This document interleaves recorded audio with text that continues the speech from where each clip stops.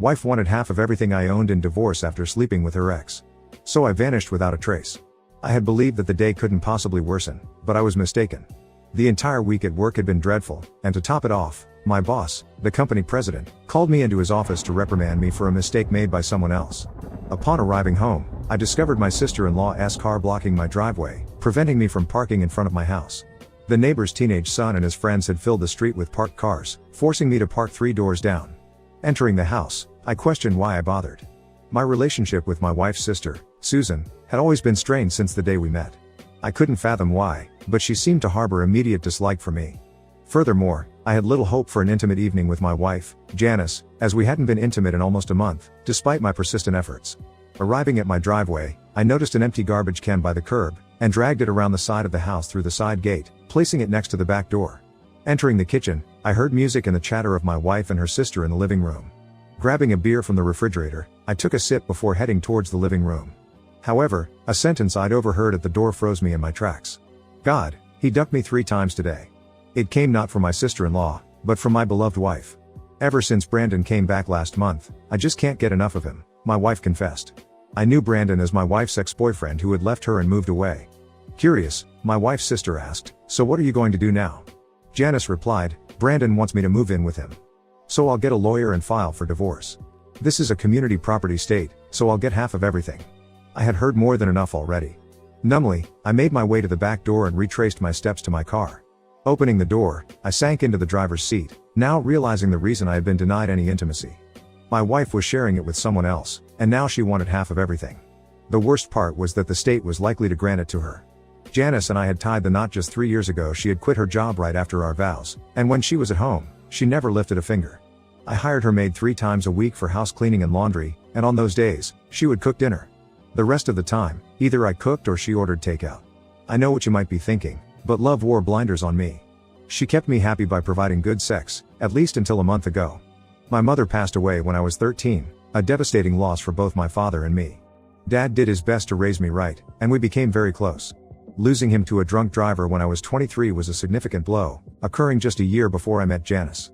Inheriting nearly $2.5 million from Dad, I wisely kept the money invested with the guidance of a good broker. Despite Janice's attempts to spend every dime I earned, I had another hundreds of thousands in savings. I had never touched the inheritance, making it grow even in the current economy. I had enough to live comfortably, and I didn't have to spend it. My love for Janice led us to skip a prenuptial agreement, a dumb mistake many make, thinking their marriage will last forever. This oversight meant she could potentially take almost $1.5 million from me, all for the privilege of spreading her legs. The state seemed all too willing to support this legalized form of exploitation. She had mentioned getting a lawyer, indicating she wasn't yet prepared to serve me. I knew I had some time to act. Formulating a plan, I sat in my car, keeping an eye on the rearview mirror, until I saw my sister-in-law's car pull out and drive away. I started the car, made a U-turn, and walked back to my driveway. Upon entering the house, Janice was nowhere to be seen, so I headed to the kitchen for another beer, popping the top, and taking a long step as I contemplated my next steps. "Oh, there you were, honey," Janice greeted, entering the kitchen. "I didn't hear you come in." "Hello, dear, I just got in. Been a long day," I replied with a loving smile, determined to play the role as convincingly as she did. "I didn't have time to order anything for dinner," she said with a slight pout. Although I wanted to say, "That's because you spent your day with your boyfriend, sharing all the details with your sister," but what I uttered was, "That's okay, sweetie, I'll just heat up some leftovers from last night." She gave me a sweet smile, kissed my cheek, and announced she was going to go up and soak in a hot bath. Smiling and nodding, I thought, yeah, got to wash all that away. When she left, I grabbed a plate of fried rice and ate it cold while downing 2 more beers. After tossing the empty container, I retreated to the den and settled into the chair. Channel surfing, I settled on an old movie. When Janice returned about half an hour later, she sat on the couch until the movie ended. Standing up, she claimed she was tired and heading to bed. Yeah, tired from being unfaithful, I told her I would watch the news and join her later. I hadn't really paid attention to the movie.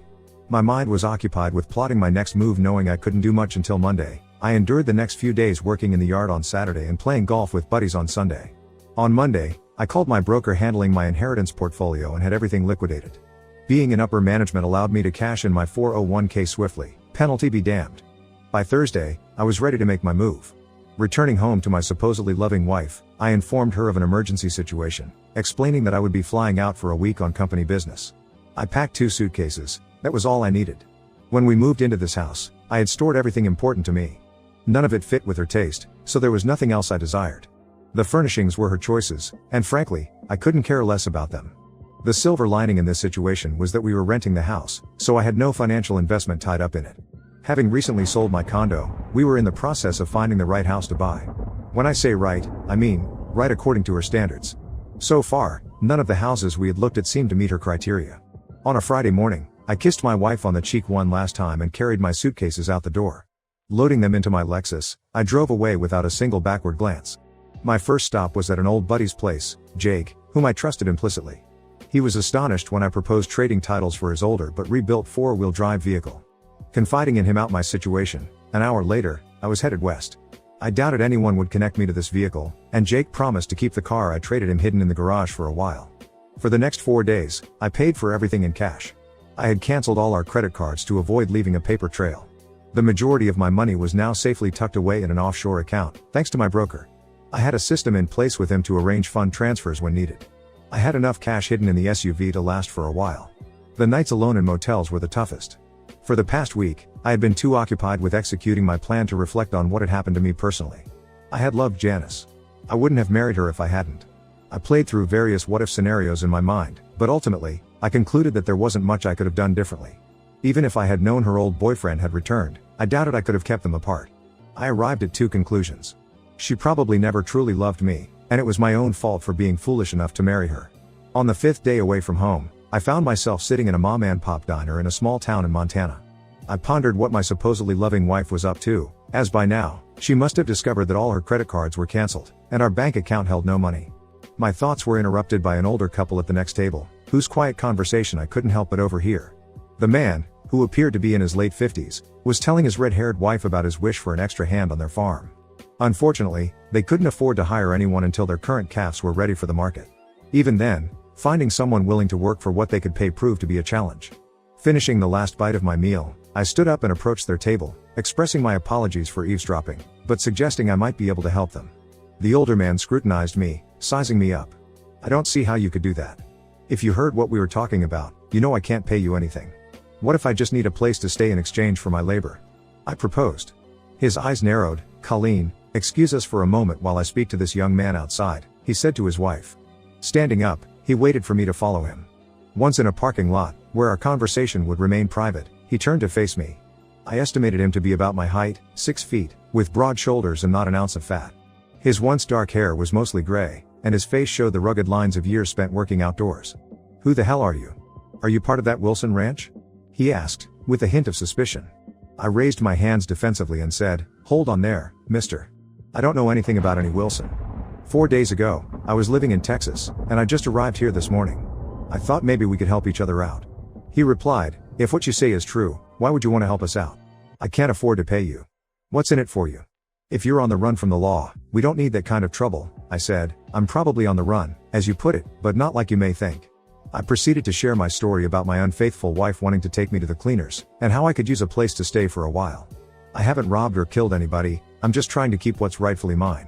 If you have a place I could stay, I'll repay you with my labor. I'll pay my own way, and if you don't think I'm any help, tell me, and I'll be on my way with no hard feelings." He studied my face and said, "Son, if what you're telling me is the truth, I think I'd be a fool not to at least give you a shot. I have to tell you up front though, the Wilsons are trying to get me to sell my land to them. They haven't done anything underhanded yet, but I wouldn't put it past them. You might be biting off more than you can chew." I informed him that it was a risk I was willing to take. He then inquired about my ranching experience, and I was honest, admitting that I had spent a few summers on my uncle's place in Texas, but I wasn't a cowboy. He extended his hand, and we shook on our agreement. He suggested I call him by his first name, Bill, and I introduced myself. We walked back into the diner where Colleen awaited. He called out to her, "Colleen, this is Carson. He's going to be working for us, if he can handle it." She stood and extended her hand. I shook it, and she greeted me warmly. "It's very nice to meet you, Carson." Her voice held a clear tone with perhaps a hint of an Irish accent. Like her husband, she was trim and fit, and I said, "It's nice to meet you too, Ma." She responded, "The last name is Buckman, but you just call me Colleen. Don't really have much use for formality in this part of the country." I instantly liked his gracious lady. Bill suggested we head back to the ranch. Before leaving town, he pulled up to a general store, and we both stepped out of our vehicles. He said I might want to pick up some clothes suitable for ranch work. Entering the store, he received a warm greeting from the owner, clearly a regular customer.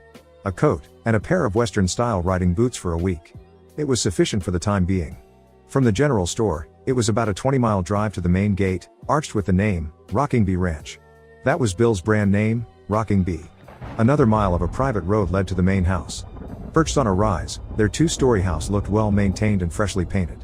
Behind it, a barn and several outbuildings came into view.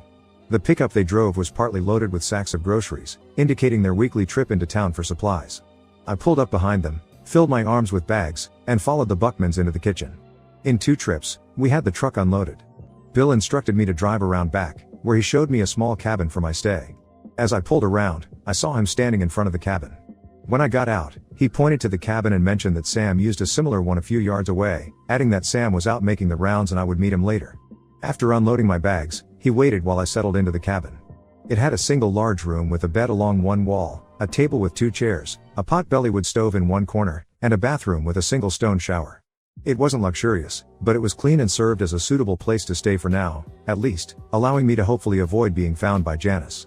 When I returned outside, he was sitting in his pickup and told me to hop in. He took me on a tour of the ranch, which covered almost 6,000 acres. Grazing, with a couple of 100 acres set aside for growing winter feed.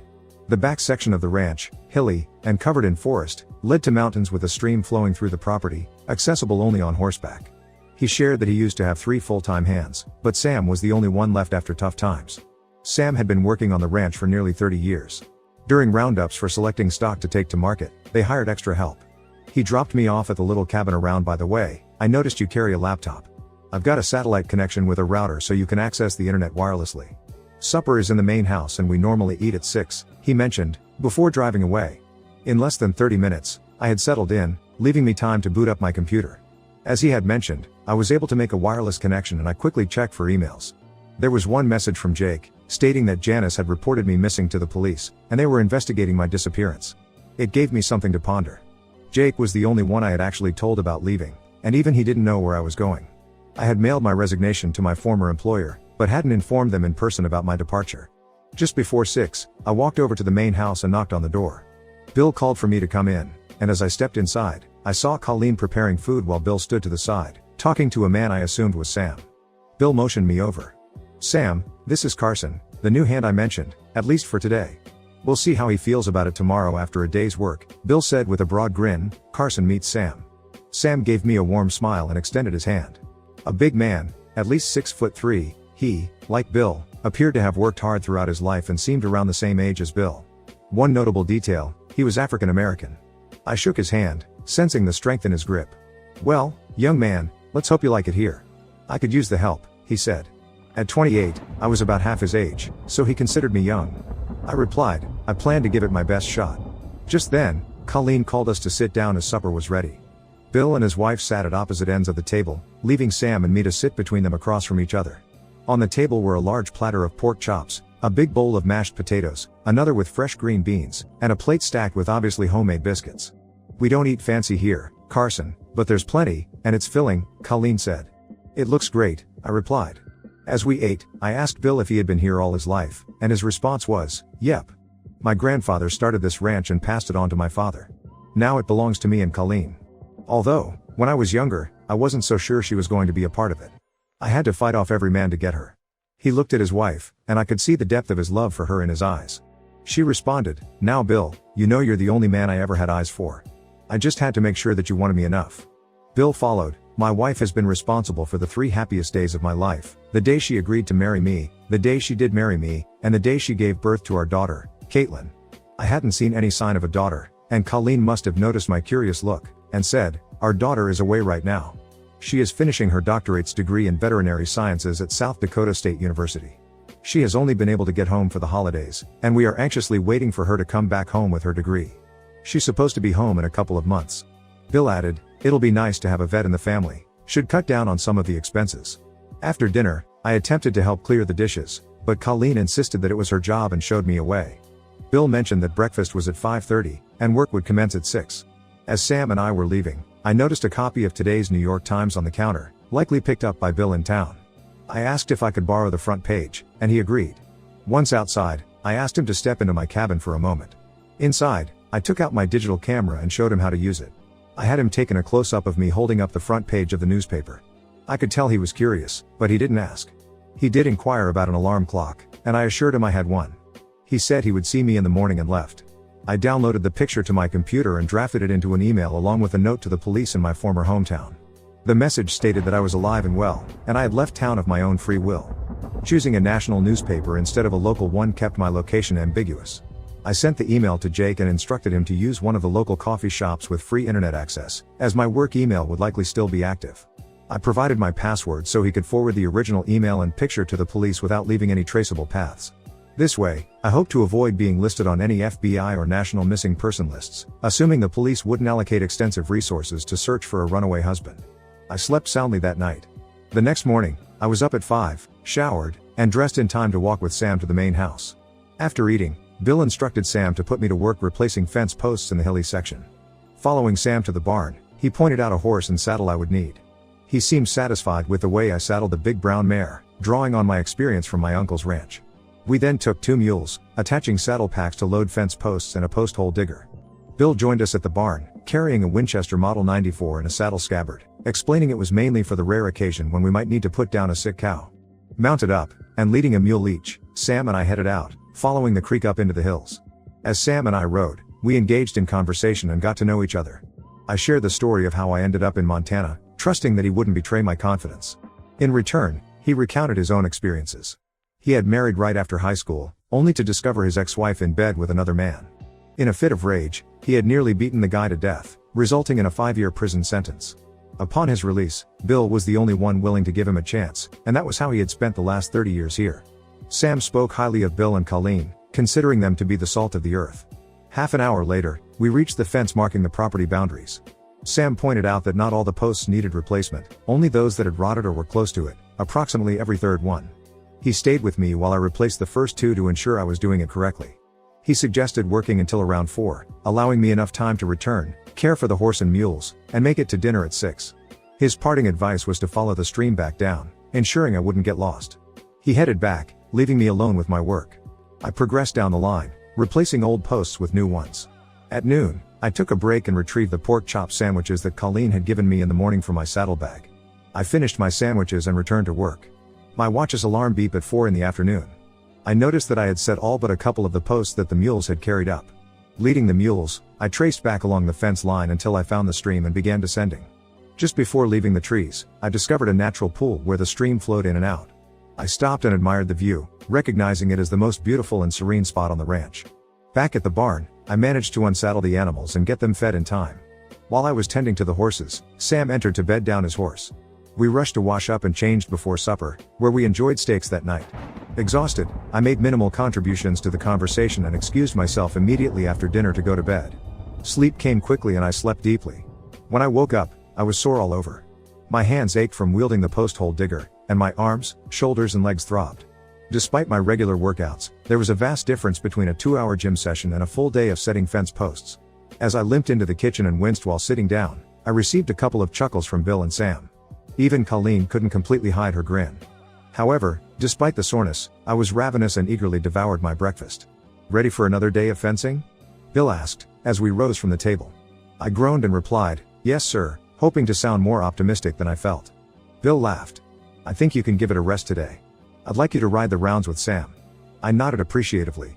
The first task was to clean the stalls and replace the hay. After putting the horses and mules in the pasture and filling their feeder, we loaded up in the pickup and began our ranch inspection. Our primary goal was to ensure no cows were down, or cows separated from their mothers. Sam's knowledge of the ranch seemed instinctual, and he effortlessly anticipated where the cattle would be and roughly estimated their numbers. After 30 years, it seemed to come naturally to him. As we reached the far end of the ranch, Sam stopped the truck and surveyed the surroundings. Something on one of the hills caught his attention, prompting him to hand me his binoculars and point to a specific spot. After a minute, I identified 2 cows seemingly alone. I inquired where their mothers are and he gestured towards 2 cows near the tree line. "That's them over there. Their cows must have wandered into the trees, got lost and kept going. We'll have to bring them down." I asked, "Are we hiking up there?" "Nah, it's too far. We'll go back and load up a couple of horses." The pickups were equipped with 2-way radios and Sam called Bill, informing him of what we had seen, and that we were on our way to get the horses. When we returned to the barn, Bill had already saddled 2 horses and loaded them into a trailer. All we had to do was stock up and go. Sam navigated us close to the tree line below where the calves were, and we unloaded the horses, riding up into the hills. Sam's 30 years on the ranch became evident once again as he knew the terrain like the back of his hand. Half an hour later, we eased up behind the calves and slowly began to push them back down the hills. I couldn't help but laugh when we cleared the trees and the wayward juveniles spotted their mothers. They ran, howling to their moms, and immediately sought out a tit to nurse on. The larger cows stood patiently, allowing their young to feed. It struck me how different it was from my childhood. That night's supper featured fried chicken, corn on the cob, and mashed potatoes. With newfound energy, I talked more than the night before and learned more about Caitlyn. Her parents had immigrated to the United States from Ireland when she was 5 years old. Her father, fascinated by tales of the Old West, had brought the family to Montana, explaining the trace of Irish brogue in her speech. Growing up in America, she still retained the influence of her parents. Feeling much better the next day, I returned to replace fence posts after breakfast. Sam helped me load up the mules, but this time, I headed out on my own. Feeling the stream led me directly to my destination. This day proved to be easier than the first, as I had learned some tricks to make the work less strenuous. Just before 4 o'clock, I set the last post and headed back to the barn. With some extra time, I worked some of the stalls before cleaning up for dinner. On my 4th day, I assisted Sam in making repairs to some of the buildings, and the following day, I set more fence posts. The next 2 months flew by, and I now took my turn riding the ranch to check on the cattle. I was in the best shape of my life. We established a schedule where Sam took Saturdays off, Bill took off Sundays, and Mondays were my days off. I used my day to do laundry and run into town if needed. I had grown quite fond of everyone on the ranch. Sam was good-natured and easygoing, and we often sat and talked after supper. I had a lot of respect for Bill, honest and hardworking. We got along well. Caitlyn was very sweet to Sam and me, but I could see she had some fire in her. Together, she and Bill made a great couple. Caitlyn and Bill were growing excited. At breakfast on Friday, Caitlyn informed me that her daughter would be returning home in 1 week. It was my turn that day to take a horse and ride through the wooded section, checking for cattle that might have wandered into the hills. A little after 4, I made my way to the stream, turned to follow it down, and reached the pool below the waterfall. I stopped, dismounted, took off my shirt, and knelt down next to the water. Dipping my bandana into the cool water, I began to wash the sweat and dust from my face and neck. A witty from downstream caught my attention, and I looked to my right to see a horse and rider approaching. At first, I thought it was Caitlyn, but quickly realized this was a younger version of her. This beautiful woman could only be Caitlyn, with the same crystal blue eyes and red hair as her mother. She rode up and stopped several feet from me as I stood up and faced her. She asked in a cold tone, "Who are you, and what are you doing on this property?" I said, "The name's Carson and I work here." She said, "I don't believe you. My dad said he couldn't afford to pay another hand." Despite her beauty, I was getting a little aggravated at her unfriendly tone, and I said, "Yeah, I heard that too. I guess that's why I laugh all the way to the bank every payday." She gazed at me, reined her horse around, and gave it a kick in the sides. I chuckled to myself, put my shirt back on, remounted my horse, and continued towards the barn. Later, I found out there had been a miscommunication between Caitlyn and her parents. They thought she was coming home the next week instead. Much to their surprise, she had arrived a couple of hours after I had ridden out. She had spent the morning and the early part of the afternoon with her parents, until she expressed her desire to go for a ride, something she hadn't had time for in school, but loved to do. So, she saddled up and rode to her favorite spot, the waterfall and pool of water. I guess, after 2 months, I was old news, and Bill and Caitlyn had forgotten to mention me. Just as I returned to the barn, I saw the back of the redhead disappear inside. I dismounted and proceeded to leave my horse inside. Caitlyn must have been looking for her father and finally found him in the barn. I could clearly hear her loud voice as she asked, "Who is that man that was up at the waterfall?" Bill thought for a minute and said, "That must have been Carson."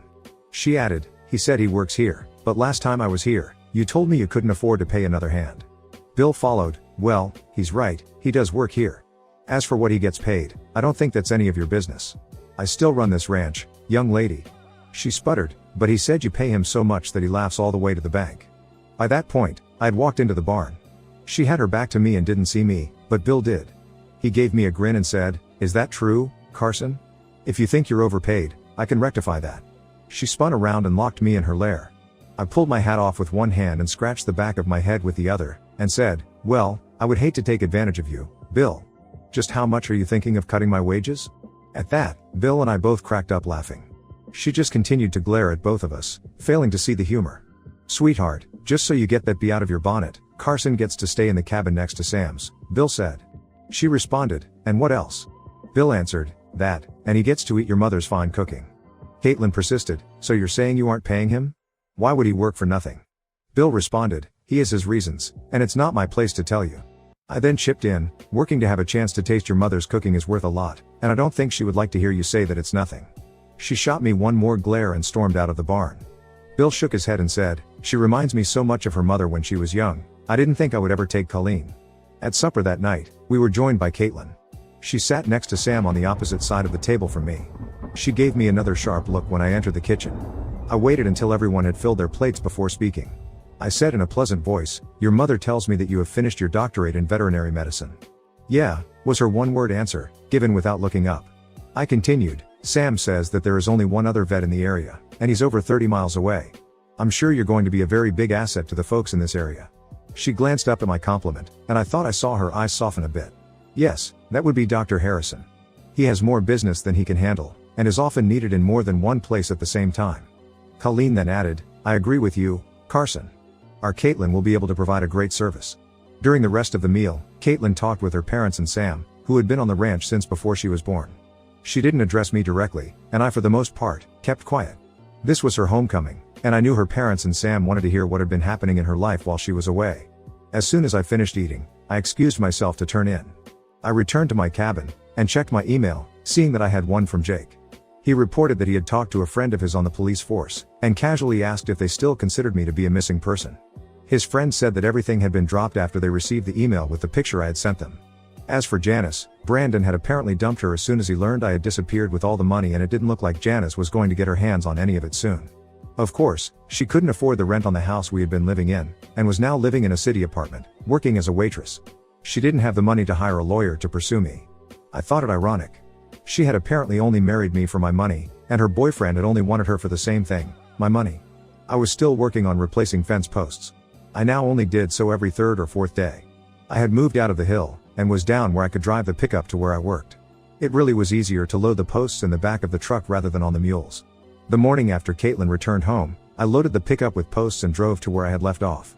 When it was my normal time to take lunch, I strode to the truck and realized that I hadn't brought my lunch with me.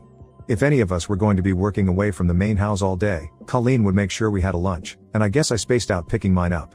I could have driven back to the house, but decided that missing one meal wasn't going to kill me. About a half hour later, I had just set a pole and was attaching the wire when I heard a vehicle approaching.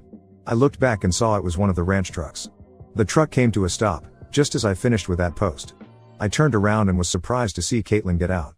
She had a small sack in her hand like the ones Colleen put our lunches in. Mama said you forgot your lunch, she said, shoving the bag towards me. I reached out and took it from her. Thank you, Caitlyn, that was very kind of you, I replied. I looked in the bag and saw it contained 2 sandwiches as usual. I took one out and offered the other to her, but she shook her head no. I shrugged my shoulders and went and sat on the tailgate of the truck to eat. She walked over to where I was, about 5 feet to side, and just stared at me. I just sat and ate, keeping my eyes focused in front of me. Why are you here? She asked finally. I turned and looked at her and decided to mess with her. I said, you can't tell anybody. I robbed a bank and stashed the money. I'm hiding out here until the heat is off and I can retrieve the cash. At first, her eyes grew wide, then she glared at me, you're a real clown. She huffed and turned to leave. I waited until she was halfway to her truck, then I called her. She heard me say her name and stopped and slowly turned around. I said, I married a woman who never loved me and only wanted the things I could provide for her. I ended up here because I just wanted to get away from everything I knew for a while. She again stared at me and I think she decided I was telling the truth this time. She nodded her head and left without another word.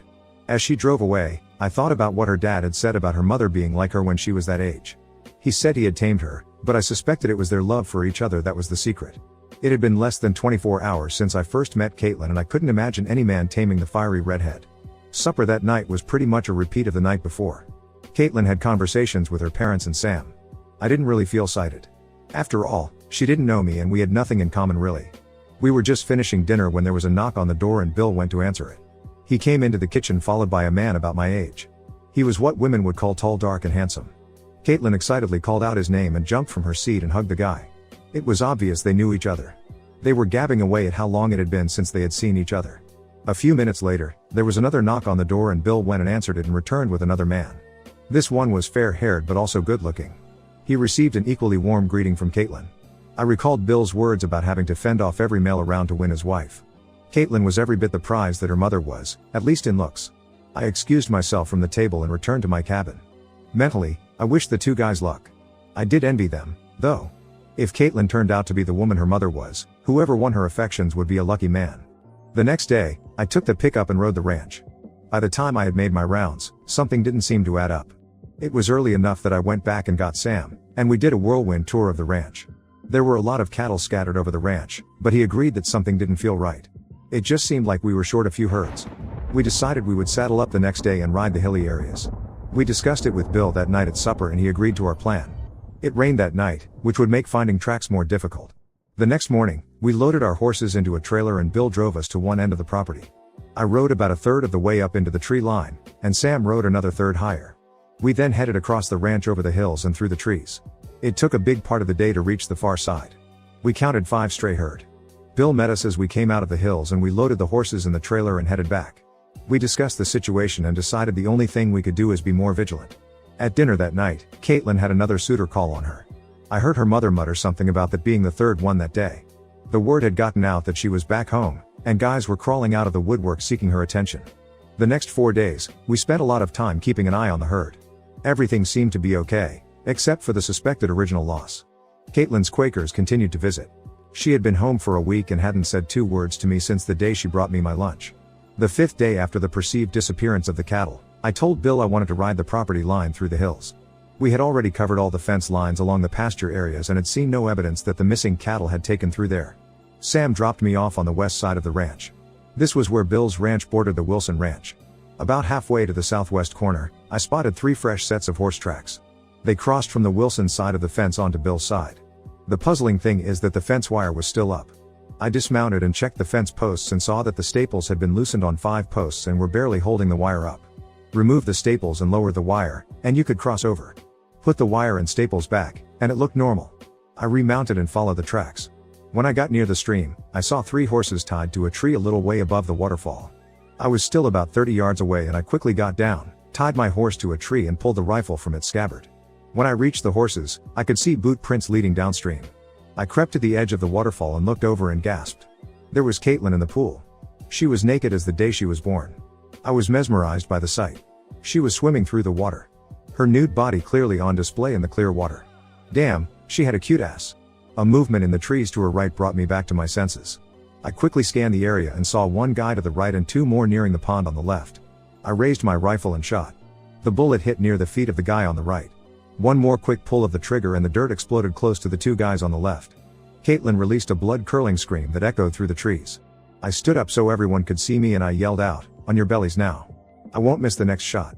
Caitlyn, stay where you are." She didn't see the 3 men. She only saw me standing over her with a rifle in my hands and she struggled to cover her body. One of the men on the left flinched as if he was going to run, but the bark on the tree right next to him exploded as I pulled the trigger again, and he was convinced and dropped flat down. Caitlyn looked to where I had shot and saw the 2 men. She shrieked again. I started to count down, and before I could say 1, the other 2 dropped down. I immediately instructed them to put their hands behind their heads and they again did as ordered. I quickly asked Caitlyn to get out and get dressed. She tried to protest, but I growled at her to just do as I say, to get dressed and get out of there. She was clearly scared and I could see her shaking from where I was. But she did as I ordered and walked out of the pool. Like Venus rising from the sea, she stepped out of the water. Even though she kept her back to me, I couldn't take my eyes off her. The sight of her alabaster skin and the most perfectly rounded butt that I have ever beheld were forever etched into my mind. She only put on her jeans and shirt and swung up onto her horse. 1 kick and she was gone through the trees. When she was gone, I ordered the men 1 by 1 to get up on the dirt and lie back down. Only when all 3 lay before me, did I breathe a sigh of relief. I decided it was time for a bluff. "So what am I going to do with you 3? Guess I could just shoot you in the legs and watch you bleed to death." The 3 men began to beg me to spare them. I said, "Even if I spare you, Caitlyn's father will ensure justice when I inform him of your heinous intentions toward his daughter. Unless, of course, you have a more compelling confession for the sheriff, something like cattle rustling. It may lead to jail time, but at least it guarantees you a chance at life." The smallest among them cracked. "Yes, we did it." Wilson said breaking Buckman would secure his land. His colleague hushed him to shut up, but he retorted, saying he ain't dying for no damn cows. Anticipating Caitlyn's swift return and her father's inevitable investigation, I opted to buy more time. True to expectation, 45 minutes later, Bill and Sam galloped into view. I signaled them down and they raced up to join me atop the rise. "What in the hell is happening?" Bill demanded. "It appears some of Wilson's hands paid us an unwelcome visit. I tracked them from the fence line to here. Caitlyn was swimming, and these 3 were attempting to sneak up on her. Looking over, I pressed the barrel of my rifle against the smaller man's neck. I believe this one has something he wants to confess to you. Prodding him again, he whimpered, "We did it. We took some of your cattle, but it was Wilson who forced us." Bill tilted his hat back, grinning at Sam, and said, "You know, when my grandfather ran this ranch, they'd hang horse thieves and cattle rustlers. Sometimes, justice seemed simpler back then. Too bad we have to be civilized these days." While Sam stood guard, Bill and I decided to march the rustlers back down.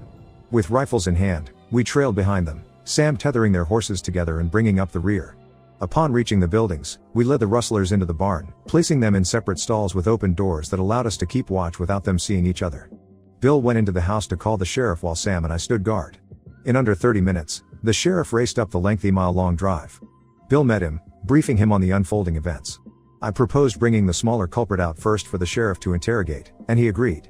I promptly had my prisoner outside. Initially hesitant, the little rustler seemed to reconsider his silence and began to speak. The sheriff looked at Bill and said, "It appears that we got a straightforward case of trespassing here. Honestly, it's a bit of a waste of my time, but I suppose I could leave them in your hands. Forget I saw them, I'll let you handle things." The frightened rustler's eyes widened and he suddenly opened up. The sheriff soon extracted the truth, calling for backup. Soon, a convoy of sheriff vehicles streamed onto Wilson's vast ranch. Despite its extensive expanse, the sheriff pinpointed the location provided by the rustler, discovering almost 100 stolen cattle, bearing the Rockingbee brand. By day's end, Wilson and his cohorts were incarcerated. Amidst the commotion, it was well past 9 before we gathered for supper. Caitlyn, though seated at the table, kept her gaze fixed on her plate. "What were you doing out there?" Bill inquired, addressing her as he hadn't had much chance to speak with her. "I was just taking a swim. I didn't think anyone would come spy on me." She cast me an accusing glare. I interjected, "Firstly, Caitlyn, I wasn't spying on you. I traced their horse tracks to the stream. Secondly, consider what might have happened if I hadn't been there. I doubt those three were planning a picnic when they saw you swimming naked." Colleen remarked, "Thank goodness you arrived when you did, Carson. I hate to think what might have happened." The conversation shifted and we hurriedly finished our meal, aware of an early start the next day. Exiting the kitchen toward my cabin, Caitlyn called out to me. I halted and waited as she snapped rudely, "So, did you enjoy the view today?" Expecting gratitude proved too optimistic, so I answered, "Let's just say I'd be dishonest if I claimed it wasn't breathtaking." She huffed and turned on her heels, marching off toward the house. I stood, shaking my head, acknowledging there was something about me that consistently hooked her. The following day, Bill had to head into town to officially file charges against Wilson. Returning the stolen cattle to their rightful place would take several days, as the prosecutor needed to thoroughly document the case first. Sam and I spent the day refreshing the paint on some of the outbuildings. We had lunch in the kitchen, but Caitlyn chose not to join us, a decision that suited me just fine. Bill returned in the early afternoon but waited until dinner to share the developments. He explained that since this wasn't a capital case, Wilson and his accomplices would be released on bail. While he didn't anticipate any further trouble, he cautioned us to remain vigilant. He glanced at his daughter, grinned mischievously and said, "If you're planning on another nude swim anytime soon, maybe you should take Carson along." "No, for protection." Her face turned crimson again and she spurted as she stood and raced to the room. Bill and Sam erupted in laughter, and even Colleen couldn't help but giggle. I chuckled along with them. After the laughter subsided, we resumed our meal. Bill continued his good-natured teasing, "I really want to thank you, Carson. Wilson could have seriously jeopardized this ranch financially. You're worth every penny." We all shared another round of laughter. 3 days later, Bill received the news that he could retrieve his cattle. We loaded 3 horses into a trailer and drove to Wilson's Flying Doll Ranch, accompanied by a sheriff's escort. Colleen came along to drive the truck and trailer back once we unloaded the horses. Bill, Sam and I started pushing the cows back toward his ranch. As we approached the Rockingbee Ranch, I rode ahead and loosened part of the fence line, allowing the cattle to cross over. After ensuring all the cattle were back to where they belonged, we secured the fencing and rode back to the main house, satisfied with the day's work. Caitlyn, during this time, had applied for her veterinarian license. As the approval process typically took around 45 days, she could only tend to the animals on her father's ranch for now. I'd spot her around the property and, of course, at mealtime. Despite her continued silent treatment, if I managed to catch her eye, I'd offer a big grin and wiggle my eyebrows, always enough to make her blush. 2 weeks after the waterfall incident, we found ourselves in the barn simultaneously and I asked, "Been enjoying any swims lately?" She approached, standing inches away and shot me a glare. "Why are you such a hole?" I shrugged, grinned and said, "Why are you such a bee?" Her right hand aimed for my face, but I reacted swiftly, grabbing her wrist before she could strike. Undeterred, she tried with her left, yet I caught that too. I pushed both hands behind her back, pinning them and forcing her body against mine. Slowly, I lowered my face toward hers. She stared at me, but made no effort to break free. I then said, "If you were mine, I'd put you over my knee and spank your butt." Attempting to pull back, she replied, "You wouldn't dare." Suddenly, I released my hold and she tumbled backward, landing on her butt. It's not that I wouldn't dare, I just got rid of one woman who doesn't care about me and I'm not wasting my time on another one. Traditionally, she was the one to storm off, but this time, it was my turn. I left the barn, leaving her sitting on the ground. I didn't encounter her again until supper. Predictably, she didn't speak to me, but I couldn't decipher the look she gave me. Not that I ever claimed to understand women anyway. My marriage to Janice proved that. The following day I was in the barn, tending to the stalls when Bill walked in. Knowing it was his day off on Sunday, I figured he wanted to talk. I wondered if Caitlyn had informed him of the previous day's incident and if he had come to ask me to leave. I stopped my work as he approached, then he said, "I heard you and Caitlyn had a little showdown yesterday." Well, that answered my question of whether Caitlyn had confided in her father, but I noticed a twinkle in his eyes and I said, "Yeah, I suppose you could say that." "Probably, my fault," he continued, "maybe not. I think her issue is she doesn't know what to make of you. First, she thought you were here for something, then you became the hero who saved her and the ranch. What she can't figure out is why you aren't chasing after her like the other local young men. Like her mother at her age, Caitlyn is used to having boys wrapped around her little finger.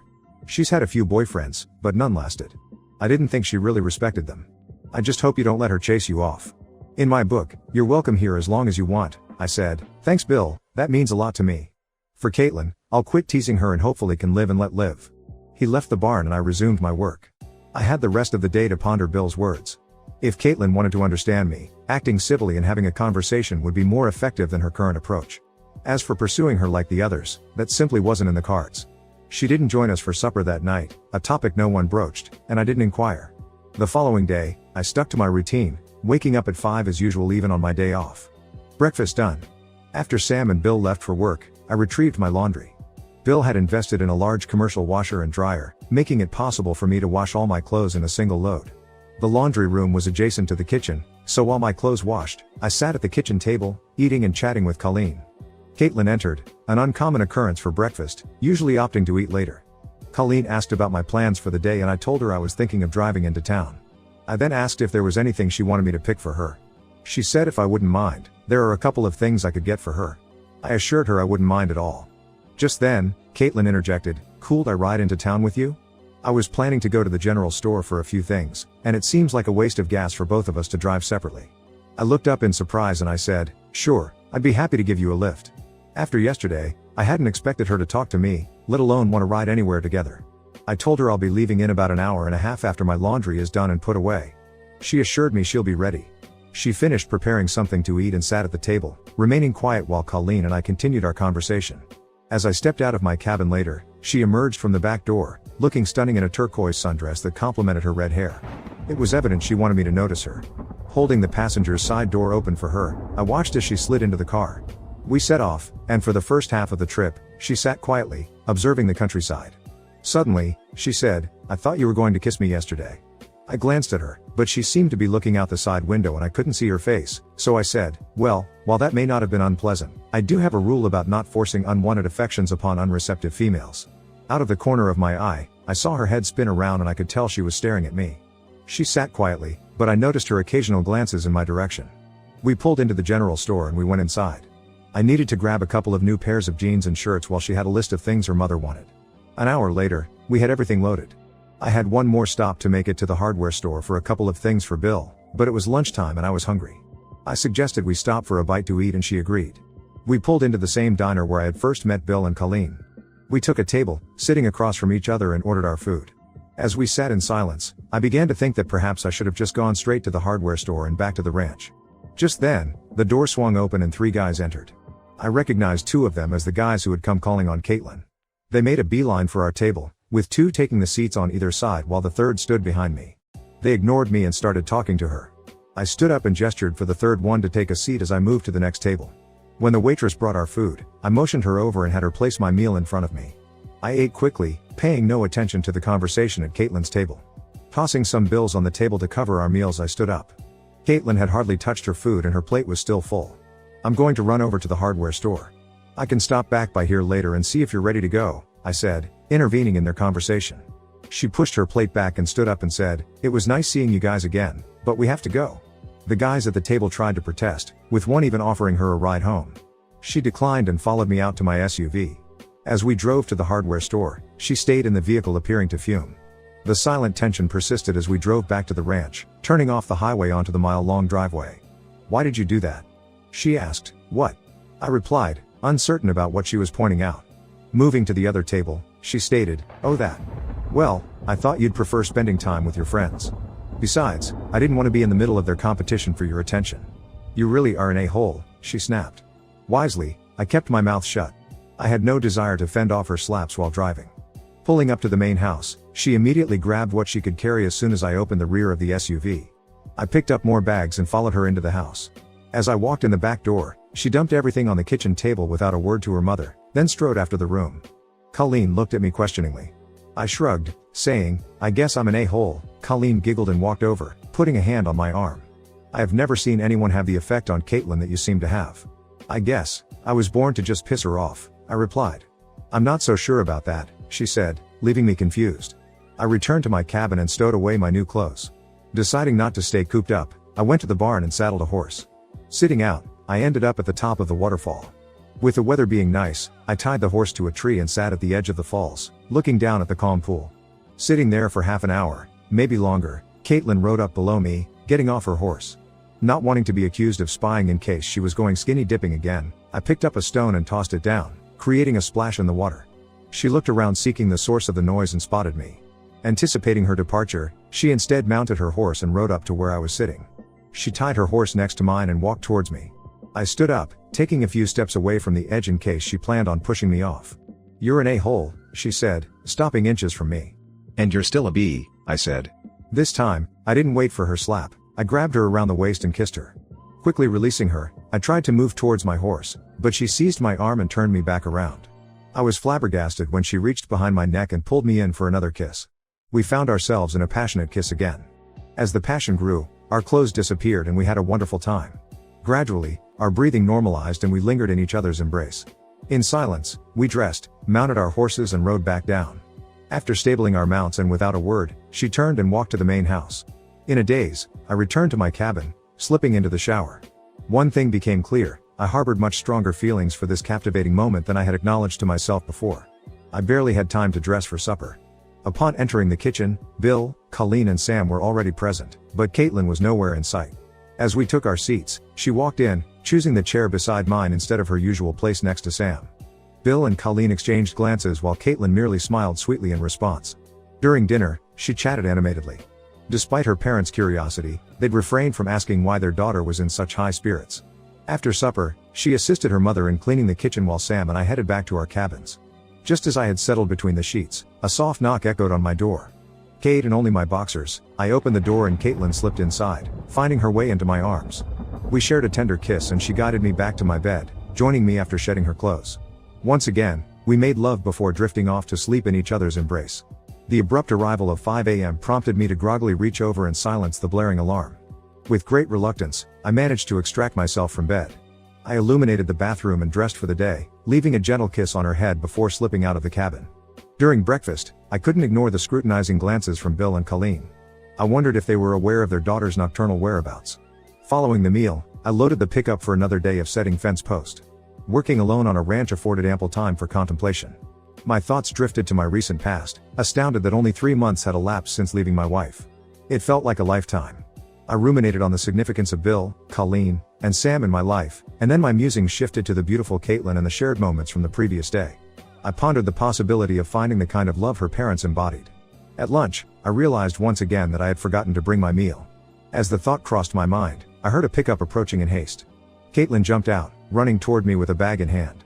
She threw herself at me, initiating a passionate kiss before giving me the bag. Disregarding the meal, I pulled her in for another heated kiss. Although I didn't set as many fence posts that day, I did set my post in her a couple of times. Amid our moments of passion, we also found time to talk. I divulged the details of my former life, recounting how my ex-wife had betrayed me. "The only way I will leave is if you tell me to go," I reassured her. She eventually returned home, and I finished my day's work. After showering and changing, she was in the kitchen when I entered, once again, choosing the seat next to mine. Midway through our meal, a knock sounded at the front door. Bill answered it and returned with the same guy who had been the first to call on Caitlyn. The minute he was seated, Caitlyn looked at him, her expression unreadable. "I was wondering if you'd like to go for a drive," he suggested. In this part of the country where options were limited, going for a drive was essentially a euphemism for going on a date. "I appreciate the offer, but I don't think my boyfriend would like it," Caitlyn responded. She leaned over and planted a kiss on my cheek. Mr. Tall, Dark and Handsome blushed and stammered before making the hasty exit. With that exchange, our relationship was now out in the open.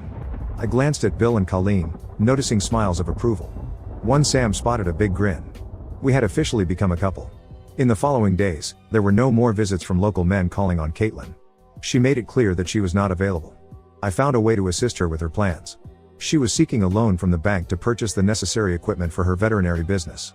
The bank was hesitant to offer an unsecured loan, and the only option was to have her father put the ranch up as collateral. She was reluctant to ask him. I suggested giving me a couple of days, I might have a solution. I contacted my offshore bank, setting up an account under the guise of a fictitious loan company. Caitlyn filled out a loan application on my computer, which I had set up to route to my email. After waiting a couple of days, I sent her notice that her loan had been approved and a wire transfer would be made to her account.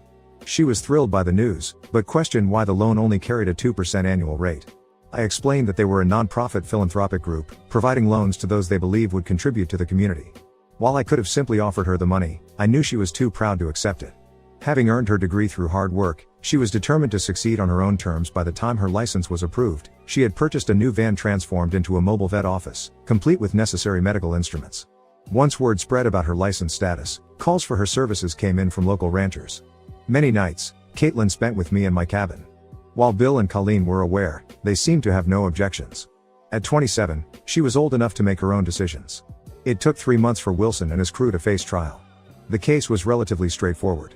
The smallest guy cooperated with the prosecution, receiving 2 years probation without prison time. The 5 other hands working for Wilson each got 5 years in prison. As the mastermind behind the rustling, Wilson received the maximum sentence of 10 years and a $50,000 fine. When he was taken to prison, I initiated an investigation into him and his ranch, discovering that he was single with no family in the area. And with all his hands incarcerated, there was no one left to run the ranch. This led me to formulate a new plan. However, before setting it in motion, I needed to address some unfinished business. I had to finalize my divorce. The thought of Janice getting half my money was not something I could accept. To achieve this, I turned to my friend, Jake, seeking his assistance once again. Instead of sending an email, I called him and asked him to talk to Janice. I wanted him to convey that I had reached out and wished to propose a settlement in exchange for a divorce. The offer was a straightforward $50,000. If she declined, she would never hear from me again, and she would not receive any money. Initially playing innocent, she demanded to know why I had left and why I wouldn't return. The charade ended when Jake revealed that I knew about her affair with Brandon, and her intention to divorce me. With her game exposed, Janice, still working as a waitress and struggling financially, accepted my offer. To proceed, I needed to return to Texas and engage a lawyer to draw up the divorce papers. Caitlyn wasn't thrilled when I informed her of my departure. I explained that I needed to close that chapter of my life and assured her that I would return. Initially planning to leave my vehicle in long-term parking at the airport, she insisted on taking me and being there upon my return. Leaving behind my SUV and most of my belongings, except for what fit in one suitcase, seemed to ease her concerns. I departed on a Sunday, and upon my arrival, Jake picked me up at the airport. Staying with him and his family, I made sure to call Caitlyn every night. By Friday, all the paperwork was sorted out. Jake took Janice to my lawyer, explaining that she would receive a check for $10,000 immediately, with the remaining $40,000 paid in 60 days after the divorce was finalized. She signed the papers and my lawyer handed her $10,000 check. I never had to face Janice. Then came the realization that I had personal items in storage, keepsakes, and heirlooms from my parents, yearbooks, and other sentimental belongings. Not wanting to return for them later, I rented a moving van and loaded it up. Caitlyn was initially taken aback when I revealed I wasn't flying back, but once I explained that I was bringing back everything important to me, her excitement about my return grew. It took me 3 days of relentless driving to cover the distance. As I pulled into the Rocking Bee Ranch on Tuesday evening, I was greeted with an enthusiastic welcome from everyone. That night, Caitlyn continued to extend her warm welcome until the early morning when we finally fell asleep, thoroughly exhausted. With the first part of my plan accomplished, I was now ready to put the rest into action. This involved making several trips to the prison where Wilson was incarcerated. My goal was to persuade him to sell me his ranch. Initially resistant, I continued to present my case. I pointed out that he would be imprisoned for at least 7 years, and even with good behavior, he wouldn't be eligible for parole. With no one to tend to his ranch, his house and buildings would likely deteriorate and his cattle may perish without proper care in the winter. I also raised the question of whether he would be welcomed back after his conviction. Faced with the prospect of ruin, He eventually accepted my offer, providing him with something to start over with upon release. The next step was securing financing. I moved my money back into the country, confident that Janice wouldn't jeopardize her $40,000 by taking any rush actions. I negotiated a price of $5 million with Wilson, which was below the property's true value, making it relatively easy to find financing. I made a down payment of $500,000 and financed the remaining amount, taking a month to finalize everything.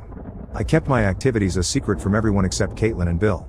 I explained to them that I had personal business related to my assets that needed attention. Although it consumed only 1 or 2 days of my time per week, I set up a corporation and registered the land under its name. With summer ending and fall setting in, I hired someone to harvest the hay on the property. Additionally, I employed 4 hands to live on site and manage the ranch in the interim. The most experienced hand was appointed temporary foreman. I clarified that for a while I would be an absentee owner despite my close proximity. I'd assured him he could always reach me by phone, and I planned to visit the ranch frequently. The final element of my plan involved remodeling the main house, a 2-story 5-bedroom structure in need of modernization. Despite Caitlyn's frustration with my secrecy about my activities, our relationship continued to thrive. My love for her grew each day and I sensed that she felt the same way about me. Meanwhile, her veterinary business flourished, requiring her to be on the road frequently, but she remained content and happy. It reached a point where I nearly spilled the beans to her out what I was doing. After returning from checking on the remodeling, she cornered me with questions. "What the hell is going on, Carson? Are you seeing someone else?" I responded, "God. No, I swear there is no one else. I just have some things I need to take care of. Please believe me, I promise I'll tell you everything soon. I'm asking for you to trust me." She scrutinized my face, searching for the truth and said, "Okay, Carson, I do trust you, but you better tell me what's going on soon or I'm going to kick your ass." I grabbed her and kissed her with all the love I had. As spring arrived and calving season began, the main house renovation was complete. It was time to execute the final part of my plan. One afternoon when I had Caitlyn alone, I asked her to go for a drive. I told her I've been thinking it's time for me to leave the Rocking Bee Ranch. Instantly, her eyes welled up with tears and she said, "But I promised I wouldn't leave." I had timed it so that we were at the entrance to the former Flying Doll Ranch. I turned in and started driving down the private road and I said I wasn't really planning on going far. She looked around, clearly confused. I'm not sure she had heard what I said. Then she asked what we were doing on Wilson's land. I delayed my answer until we pulled up to the main house. I told her to come on, that I wanted to show her something. I got out of the truck and went around to open her door. Taking her hand, I led her up to the front door and opened it. She asked again what the hell I was doing, that we could get in trouble for this. I told her to relax, that Wilson doesn't own the ranch anymore, and that we should have a look around, that I wanted to know what she thinks of the house. I took her upstairs and we walked through the bedrooms and then back downstairs. There was a large living room, a nicely paneled den, 2 rooms set up as home offices, and finally, the kitchen. I could tell by her face that she loved the new kitchen. There was only 1 room with furnishings, and that was the one I intended to use for my office. The rest of the house awaited her decisions on how she wanted to furnish it. I asked her what she thought of the house, and she said it was really nice. I asked if she thinks she could live there, and she asked what the hell was going on.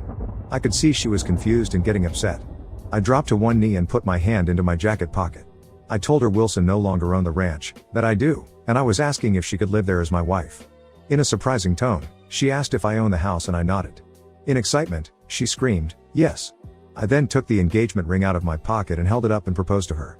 Her face scrunched up, and her eyes were filled with tears. At first, I thought I had made a mistake until she tackled me onto my back and covered my face in kisses. She then presented me her finger so I could put the ring on her. She looked around the house with new eyes, running from room to room, and examining everything. I patiently waited until she came running back into my arms. "The house is beautiful. I love it," she said, enthusiastically. I led her across the room to 2 doors that opened off a hallway.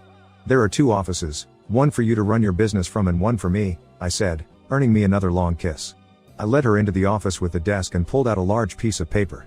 It had a drawing of a property gate, and over it, it said, "Double C Ranch." She looked it over and asked what the double C meant. I told her it stands for Carson and Caitlyn Ranch. She cried and started pulling at my clothes, and I joined in stripping her off. I sat her on top of the desk and christened the office with our love. In fact, in the days to come, we made love in every room of our new home. Once we had recovered and dressed, I told her it was time to go tell her parents. She was so happy that I think she floated out to the truck. We got back a few minutes after 6, and Bill, Colleen and Sam were already in the kitchen for supper. We walked in together and Caitlyn held up her left hand and squealed, "We're getting married." Colleen jumped up and ran over to hug her daughter while Bill and Sam came and pumped my hand and patted me on the back. I then got a big hug from my future mother-in-law while Caitlyn hugged her father and Sam. When things calmed, we all sat down to eat. Caitlyn waited until everyone was eating. Of course, this means we will be moving, she said, as nonchalantly as possible. What? Exclaimed Bill, Colleen and Sam in unison. She looked at me and urged me to tell them, so I said, well, Bill, you know how Wilson wanted to combine his ranch with yours? I was thinking it could be a good thing. Bill stood up, looking furious, and said there was no way in hell the Flying Doll was going to get his ranch. I laughed and told him to calm down, that it is no longer the Flying Doll, but the Double C Ranch, and the new owners are sitting at his table right now. In a confused state, he asked what I was talking about. I told him I'd bought out Wilson, and now the ranch belongs to Caitlyn and me. Double C, Carson and Caitlyn, Colleen said. She got it right away. I said, Bill, I thought if we combined the two ranches, we could run them. We would split the profit 50-50. He then said, but the Double C Ranch is over twice the size of my ranch and it brings in a lot more profit. I responded, you have done this all your life. I need your help. I would like us to be equal partners. You would be in charge of the operations, and whatever you say, goes. Besides, it is part Caitlyn's ranch too. It will be keeping everything in the family. He sat down and looked at Colleen. She nodded her head. He stuck his hand across the table to me and we shook on it. Damn it, Carson, this is going to take some getting used to, but I accept your offer, I said. This means we're going to have more hands to oversee. And that means Sam will be the head foreman. And now I get to pull out all those fence posts I worked so hard to set on that side of the property. Everyone laughed at me. Some of that night was a loud and boisterous celebration. Caitlyn spent the night in my cabin and wore me out. We were late for breakfast the next morning, but everyone was still in the kitchen when we came in. They were waiting for us to eat so we could all drive over to the Double C Ranch, and Caitlyn could show off our new house. Everyone was impressed and I saw Colleen stare jealously at the refurbished kitchen. It took Caitlyn and her mother a month to furnish the house. It was ready to move into on our wedding night. We were married on the Double C Ranch. Bill and his family were respected and well liked, and ranchers and their families from miles around came to celebrate the day. As Caitlyn's husband, Bill's son-in-law, and the new owner of the Double C Ranch, I was welcomed into their society. Later that night, we finally got to bed and we stayed there making love that night and most of the next day. We would still be there, but on our third day of marriage, I took my bride to Fiji for a tropical honeymoon. Our first roundup that year paid off well and we sent a lot of cattle to market, making a nice profit. A significant portion went to pay off loan, but with Caitlyn's business, we were making a comfortable living. We even built a nice new house for Sam, and he now has a girlfriend close to his age who lives in town. We may be having another wedding soon. Another year has gone by and my beautiful wife has just given me the most fantastic news. She's pregnant. We're going to have a baby. One final word before I go. I know there are those who will say I should have learned my lesson the first time and had Caitlyn sign a prenuptial agreement. If so, then you really haven't gotten to know my Caitlyn. She isn't Janice. She works hard at her job and takes care of our home. She is her mother's daughter and she shares her love with me every day. With me and only me. Every day that I look into her blue Irish eyes, I see that love.